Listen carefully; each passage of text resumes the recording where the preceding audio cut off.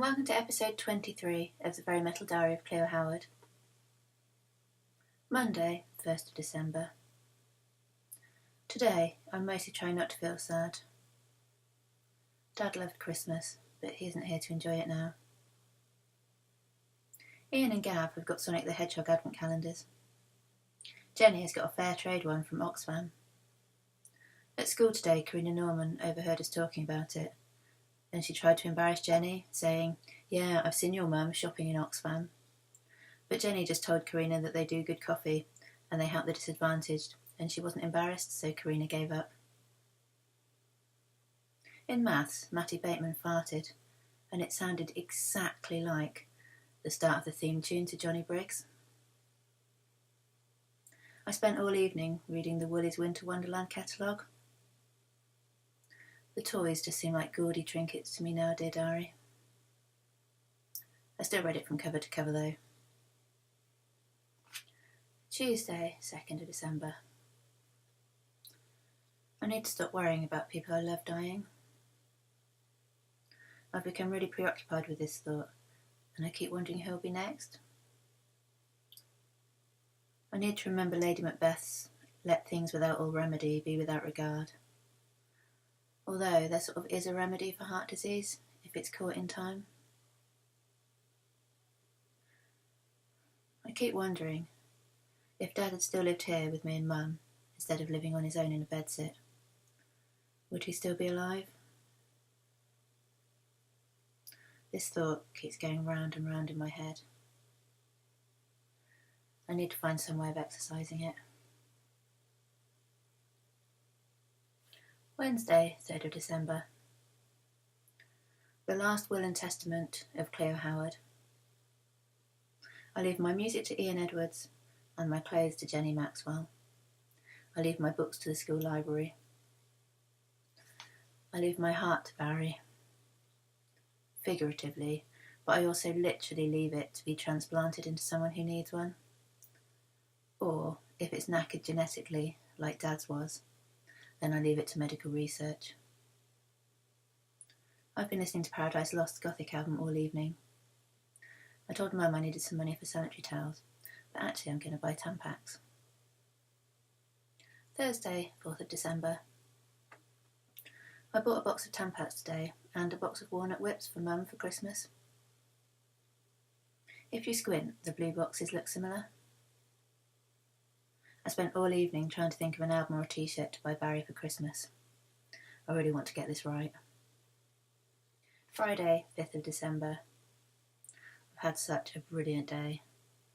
I saw Barry today, and he said he really missed me when he didn't see me last week, when I was at Jenny's birthday party. I said I missed him too.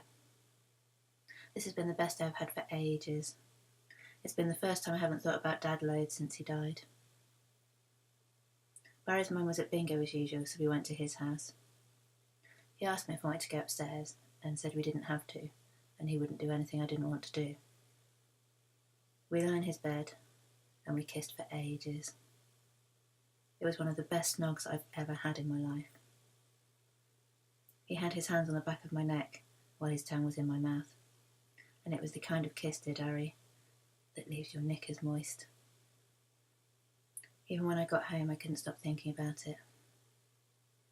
I kept trying to tell him I was 15, but most of the time his tongue was in my mouth. Saturday, 6th of December. Jenny and I went to Poundland today, and Jenny got some purple sparkly wool. She's going to learn how to knit.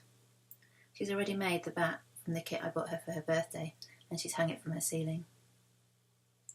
We went to a graffiti in Smalley Alley, and I got some Stargazer glitter nail varnish and some matching glitter makeup. You can use it as eyeshadow or as blusher.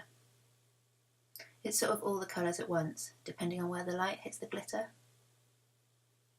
I love going around the shops at Christmas. It's something Dad and I always used to do together. Jenny and I spent ages looking at the decorations in Heeless and in Jackson's. Tonight I wore my Alice Cooper t-shirt, snake print skirt and red studded bout to the Green Man, and I had a glittery face and glittery nails. Glitter makes me feel cheerful. I think I'm going to wear it all of December. Lex told me that my nail varnish is iridescent. Other things that can be iridescent are soap bubbles and butterfly wings. Shot said that I remind her of a sweet little fairy. This is one of the loveliest things anyone has ever said to me. Sunday, 7th of December. The Teletubbies are at number 1. What is wrong with this country? We used to have a reputation for making great music. I like the bit at the start of the Teletubbies, where there are some bunnies and they're quietly hopping about and they're nibbling grass. But then their habitat is ruined by some brightly coloured morons appearing and then running around all over the place. Monday, 8th of December. Karina Norman wants the Peter Andre album for Christmas. If I was Santa, she'd be getting coal. But since life is unfair, she'll probably get what she wants. Tuesday, 9th of December. In French today, Mr. Freeman told us that the French Father Christmas has got a helper called Pierre Foutard, and he spanks the bad French children. Having never been to France, and not knowing any actual French people, I'm never quite sure if the things Mr. Freeman tells us are true, or if he's just making up stuff just to fill in the time before the bell goes. Mr. Freeman also told us that the people of Lyon put candles in their window to celebrate the Virgin Mary. I feel really sorry for Mary. It must have been embarrassing enough that everybody knew she was a virgin, plus she had to give birth and she didn't even have sex. I'd be embarrassed if even my class knew my sexual history. I know I don't have a sexual history yet, dear diary, but I'm hoping to get one really soon. I wonder if Pierre Foutard would consider this intention a spankable offence, or whether he's much more relaxed about it because he's French. Jenny went topless in France, but it was apparently completely normal, so clearly France isn't as uptight as Reading. Wednesday, 10th of December. I'm reading Hogfather by Terry Pratchett again. Right now, I feel safer and happier in Discworld than I do in this world. Some days, dear diary, I feel okay. Some days I feel okay, but then I feel guilty that I feel okay when Dad is dead. And then other days, I just feel bleak and sad from the minute I wake up. Thursday, 11th of December. Mum asked me if there's anything I'd like as a treat, because she knows I've had a hard time lately. I said there was a black lace dress in Dorothy Perkins that I'd really like. She said she'll give me the money and I can go and get it after school tomorrow. I made us both a cup of tea. Friday, 12th of December.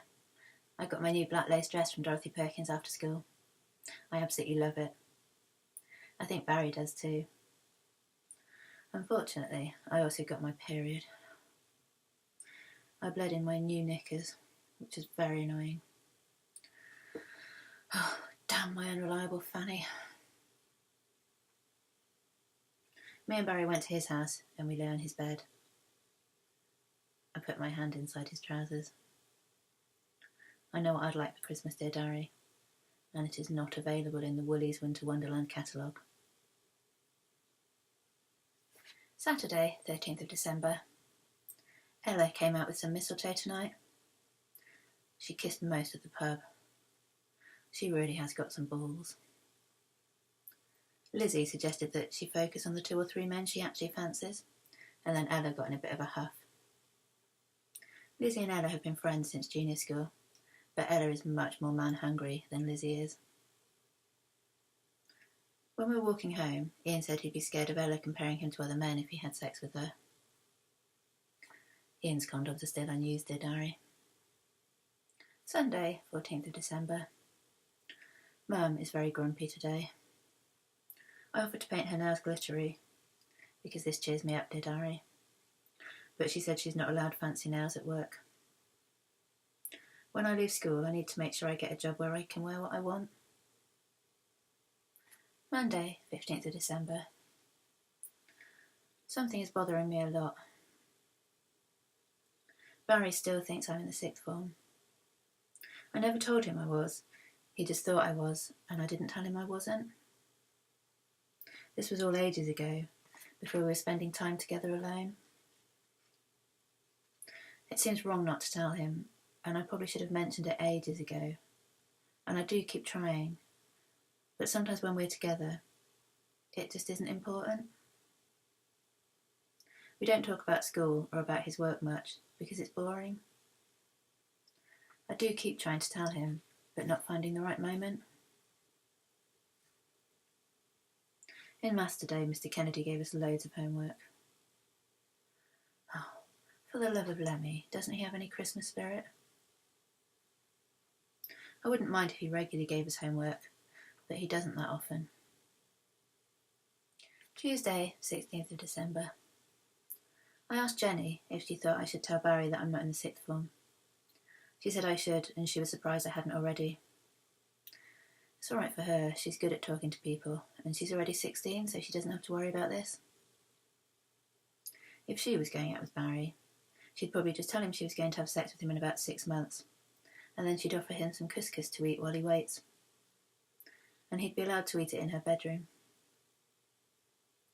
Suppose I tell Barry, and he's angry with me for not telling him before. Some men don't seem to care about how old you are. Barry is a bright spot in my dark existence. He's a warm body in a cold and lonely world. I asked Ian what he thought, and he said it's okay when people who are both underage have sex if they're mature enough, but it's not okay if it's people of different ages, especially if one of them doesn't know the true age of the other one. I know he's right. Mrs. Butler came round this evening with some magazines for Mum, and so I read the problem pages, but no one had my problem. There was a lot of stuff about people's families being awkward at Christmas. I suppose, luckily, I don't have the dilemma of which of my parents spend Christmas with. Now I've only got the one. I'm going to tell Barry that I'm almost 16 the minute I see him on Friday.